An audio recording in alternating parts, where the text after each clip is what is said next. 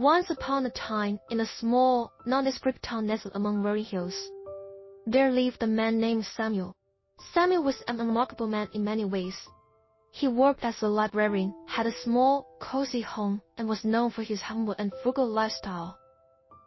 He had lived his entire life in this town and was content with the simple pleasures it offered.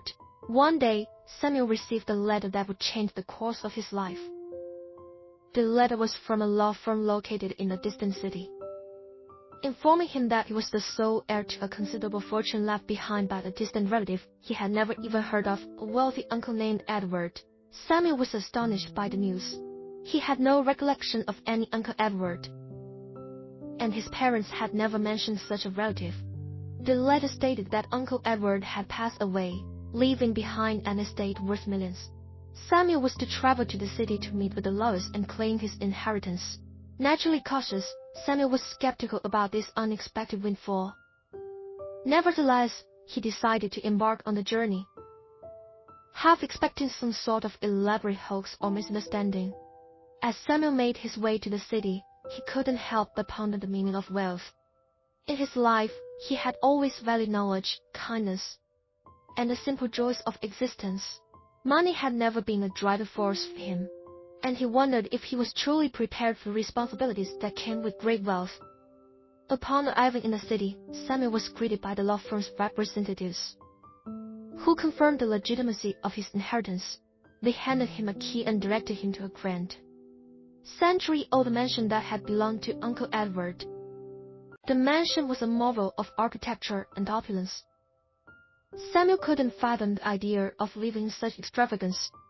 As he explored the vast estate, he discovered that Uncle Edward had been a collector of rare and valuable artifacts from around the world.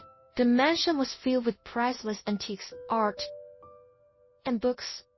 Samuel also found a library that rivaled the one in which he had worked for years. It was stocked with rare manuscripts, first editions, and knowledge beyond his wildest dreams. Here, he felt at home, surrounded by the wisdom of the ages. As the days turned into weeks, Samuel contemplated his newfound wealth and the moral responsibilities it carried. He began to research Uncle Edward's life and discovered that his uncle had been a recluse who had amassed his wealth in business ventures that had often been exploitative and unethical. This revelation troubled Samuel deeply. He wondered if he should accept the fortune left to him. Given its tainted origins, he sought advice from friends, who urged him to use the wealth to do good in the world, to rectify the wrongs of the past. Samuel decided to honor his uncle's memory by using the fortune to make a positive impact on society.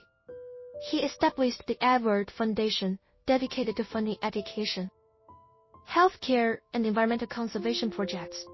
Samuel believed that the wealth he had inherited could be the force for good, a tool to uplift those in need. As Samuel became deeply involved in philanthropy, he discovered the immense power of purpose. The satisfaction he derived from seeing the positive changes brought about by his foundation far exceeded any material pleasures he could have indulged in. The more he gave, the more he received in return in the form of gratitude, fulfillment, and a sense of purpose. In his journey, Samuel learned that wealth was not merely a measure of money in one's bank account, but a reflection of the impact one could have on the lives of others. He realized that the true value of wealth lay in its ability to create opportunities, alleviate suffering, and foster positive change. Years passed, and Samuel's story became a legend in his town. He had not only used his inheritance to improve the lives of countless people, but had also inspired others to embark on their own journeys of philanthropy and purpose. Samuel's story demonstrated that wealth, when used wisely and with a compassionate heart, could be a powerful force for good. He had transformed the unassuming inheritance into a legacy of kindness, leaving behind a world that was better for his presence. In the end, Samuel realized that the most significant wealth anyone could possess was not found in bank vaults or mansions, but within the depths of their hearts. It was the wealth of compassion, generosity, and the desire to make a difference in the lives of others that truly mattered.